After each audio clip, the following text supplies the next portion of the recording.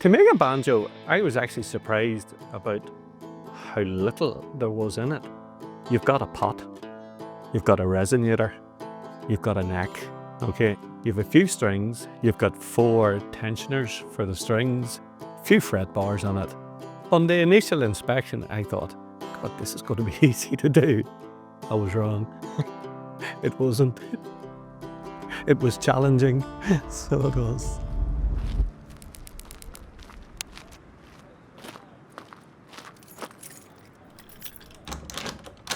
Just Murdich, is Misha Allen. It's as Contrami, Ach Tammy Mahoney, I Gaisling Rurianish. So that's a wee bit of Irish just to start off with. I thought it would link it in with the Irish tenor banjo that we're going to be making. Originally, I was born and bred in Drummalane Park in Newry, so I'm from Drummalane, Ach Tammy Mahoney, I Gaisling Rurianish, but I now live in Rostrevor.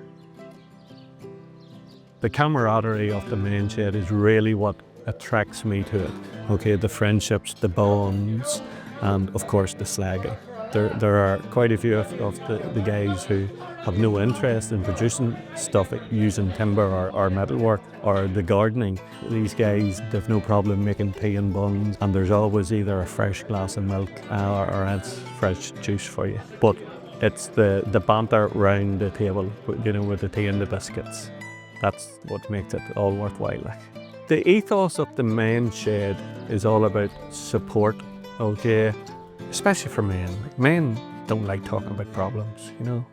We don't like going to the doctors. You know, we'll be all right. And whenever you're sitting around that table and somebody says, you know, I'm not feeling the best today, the support that that person will receive from everybody.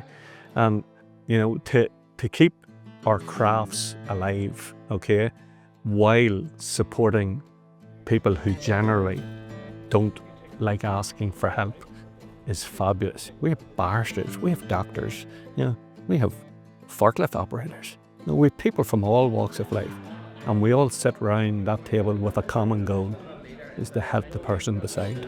And while we're encouraging that and promoting everything that we do, if we can then keep our traditional crafts alive, it's a win-win-win, isn't it, for the island of Ireland?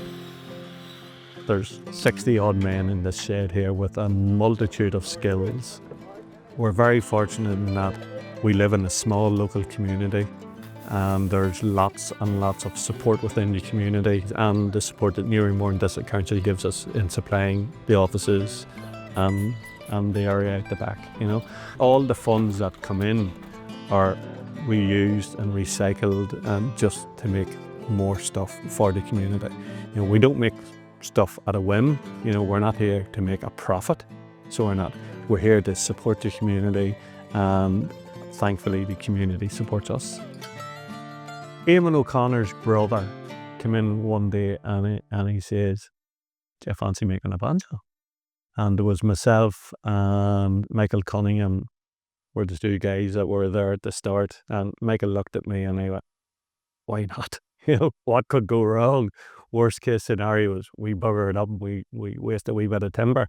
I thought it would be a fantastic experience. So I did a wee bit of research on banjos, as you do before you commit to anything, and I quickly found out that there's really only one person still making Irish tenor banjos the traditional way in the island of Ireland. And I thought, well, that would be a shame to lose that there, you know, that history and the legacy. So went back, spoke to Michael, and Michael says, "Yeah, sure, we'll give it a go." We decided, you know, why stop at one? You know, because we're going to learn a whole lot from the first banjo. We're going to make plenty of mistakes. So we decided the first one we're going to make isn't going to be that good.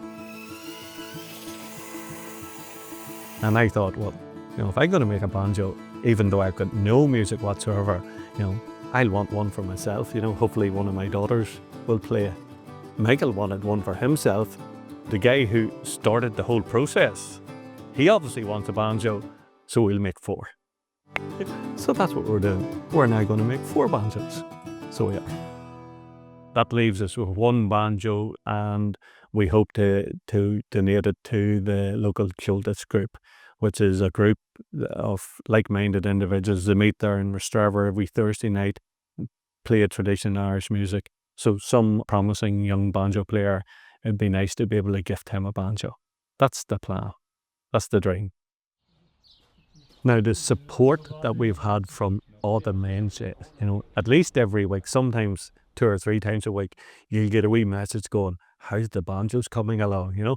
We have one of the local men sheds, the guys up in Armagh, they've seen our pots on our necks and our heads, and they're going, we will have a go at that as well, So it's the friendship, it's the camaraderie within the main shed on the whole island of Ireland. So the encouragement that you get, not only the encouragement, but there's a few of them who are luthiers, guys who make guitars, So there's a transferable skill there, of making the neck, doing the fretwork, and those guys have been on going, listen, if you need any help, any assistance, don't be afraid to phone me. We'll help you out, like. Well, the first step was really doing your research and deciding then what timbers we were going to use. One of the main ethoses of the main shed is to recycle and reuse. And 9 times out of 10, we're not having to buy new product. We're able to recondition. Traditionally, it would have been all of the native timbers that were grown on the island of Ireland. Traditional Irish music is thousands of years old, like nearly as old as the language itself, So there used to be old guys sitting out there, and they would have chopped up a lump of tree, let it dry for a while, and then get old chisels or hammers or whatever, and form a pot, the bowl of it, which is probably the most important bit to get the sound right. Then what would have happened then the neck would have been originally made from what we're actually doing. We're actually going back to the old ways of joining 3 bits of timber. If you just used a solid bit, the grain would twist and warp accordingly. But if you splice it together using 3 bits, you've got the right hand grain, the left hand grain, and the center grain all fighting against each other, so that negates the warping that's going to happen. We're going to try to do it as traditionally as possible, but using modern tools.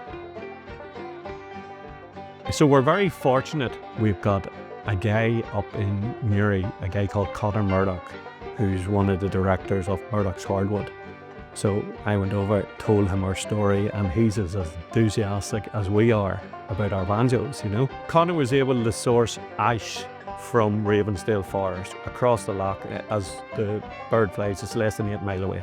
We were also, through Richard Edgar and other Edgar sawmills, we were able to get oak, and that oak came from just outside Killock. Alan Todd was able to source beech from Tamnahary, which again is 6 miles up the road, and we were able to get walnut from Kilbrony Forest, which is right on our door. I remember reading somewhere that as an island nation, we have the 2nd smallest forestry in all of the world. If you think that generations ago, Ireland was a forested nation, but we've chopped all the trees down, we've built churches and all with them. So, we're not going to start cutting down trees now, so we're not. These trees had all been felled during storms, and the bottom line is we were very fortunate to source them, because if not, they would have been chopped up and burnt. So with all of those natural Irish timbers, we decided, we were in a good place, so we were. But realistically, we get the first one made complete, see if we need to tweak it, because there's no sense in just doing 4 and them all wrong. So we'll get one complete one, so we will, and then we'll see whether we need to tweak it. So, so that's the plan.